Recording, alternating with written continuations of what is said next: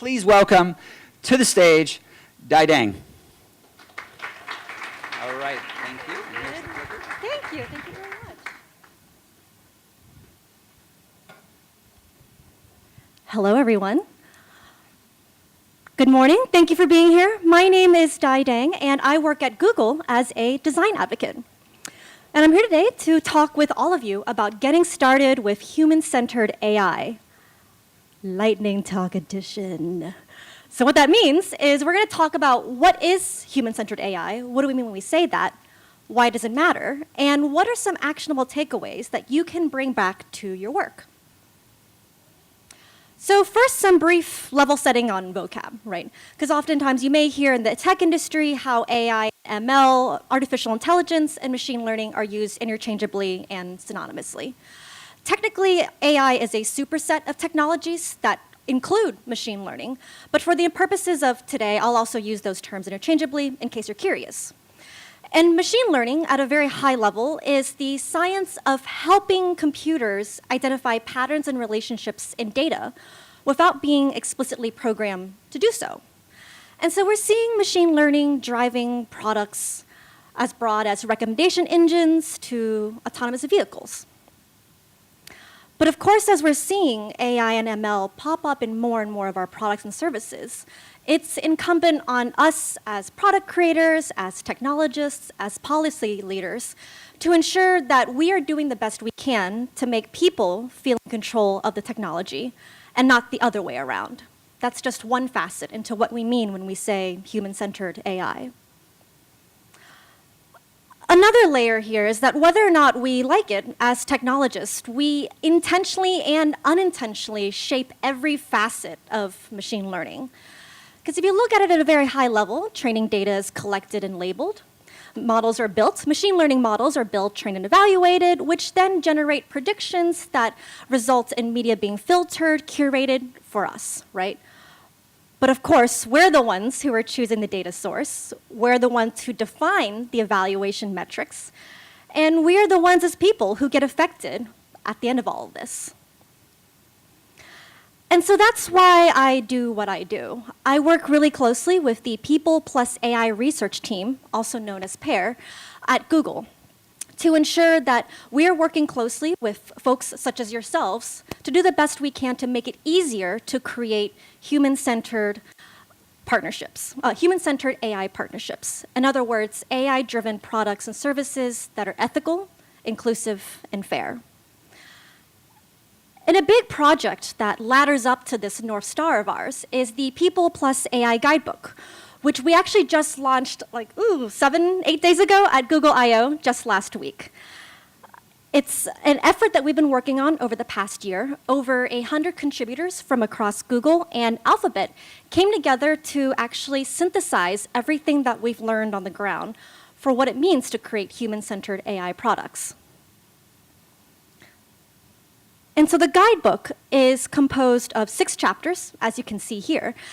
And it's a toolkit of best practices, examples, design considerations, and exercises to help you bring your team together when you're working to create human-centered AI products. There's 6 chapters. And due to the time constraints of this being a lightning talk, we're going to focus on many insights from these 3. User needs in defining success, data collection and evaluation, and explainability and trust. And to help ground these many insights, I'm going to illustrate them through the lens of some work that the Google Flights team did. Because as I mentioned, we've been working on the guidebook in Google for the past year, and we've also been internally testing it with various product teams to make sure that it's actually meeting the needs of the product creator community. And now we're excited for it to be live.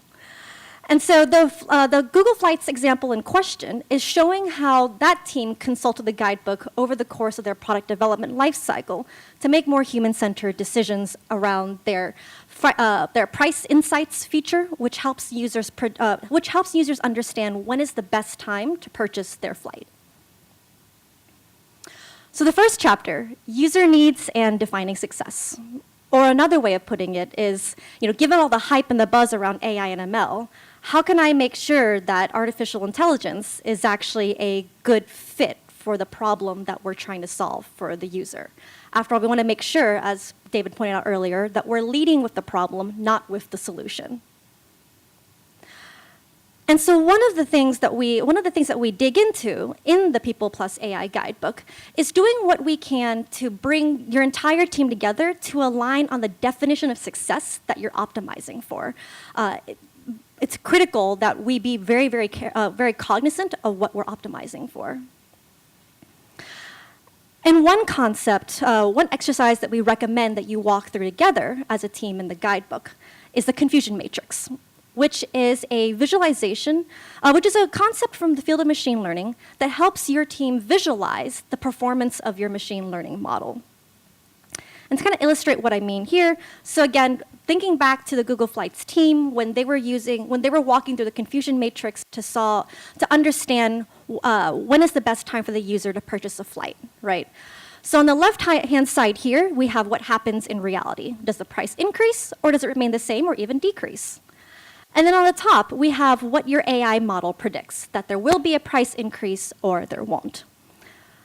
So in the particular case where the model, it predicts that there will be a price increase and that corresponds to reality, everything's working out well. That's a true positive. Similarly, if the AI model predicts that there won't be an increase and correspondingly there is also not an increase in reality, true positive, true negative. Again, everything going according to plan. But where it gets complicated is we need to think about the impact of false positives and false negatives. In this particular instance, say the model predicts that there will be a price increase, but there isn't actually one in reality. It's to be honest, it's not ideal, but it's also not that big of a deal in terms of how it impacts people at the end of the day, right? But where it gets really problematic is this example of a false negative, where the AI model has predicted that there wouldn't be a price increase, but later on the user checked and found out that the price actually did go up. And as you can imagine, flying is a high-stakes situation, right? People are concerned about budget, they have a special event they need to go to, et cetera, et cetera. And so this is very problematic. And so the point that I'm trying to make here is that in the guidebook, we suggest that you walk through the confusion matrix together with your entire team to understand what the human impact is of false positives and false negatives on the user experience. The next chapter that we'll dip into very lightly here is data collection and evaluation. So as we kind of dipped into from the previous chapter, by now we've determined user needs, right? And so based on the user needs, we want to extrapolate the kind of data that we would need to collect, which could then help us potentially generate the kind of AI model prediction which would ultimately solve the user's need. And so to make sure that all of those are mapped clearly, in the guidebook, we talk about what are templates that we can do to bring the team together and make sure that all of those are connected in a good fit. So again, in the case of Google Flights, the user need they're trying to solve is when is the right time to book a flight. So then when you think about, well, what is the output that's needed to be generated by the AI model, it's thinking about how good the price is right now and also what the price may do in the future, right? And so then when we think about the kind of data that we would need to feed into that model to be able to generate that output that would then solve that core user need, it may be including but not limited to market information, departure return dates, current historical pricing, etc. And to help you do that and ground that again in your everyday work, on the guidebook site, you can also find worksheets that include these templates and exercises to make it more actionable and hands-on for your team. And last but not least for now, the final chapter that we'll dip into is explainability and trust. So when it comes to an AI system, all AI models generate all AI model predictions come with a score, which you can kind of think of as a percentage that conveys how confident or how sure that prediction is. And the question of if, when, and how it makes sense to display AI confidence to a user is a human-centered question. Because displaying confidence isn't actually always meaningful or useful for a user. For instance, let's say you're thinking of a very high-stakes situation, right? Like say you have an AI model that makes predictions around the diagnosis of a disease. That's something that requires a lot of subject matter expertise, technical expertise. Maybe your user base there is physicians and doctors. In which case, displaying confidence, making sure that your people, your users, have as much insight into how the AI model arrived at that prediction is critical. But on the other end of the spectrum, if you think of, say, a lower stakes situation, like a music recommendation engine, the user may not actually care how confident that your AI system is in providing that recommendation, right? So it completely depends on what is meaningful for your users. And so there are a few different ways that we can look at of displaying confidence for our users. The first is categorical, in which we loosely kind of bucket out the types of predictions by how strong of a match they are, how sure of a match they are. The next is NBEST, where we feature prominently the top prediction, the most confident prediction.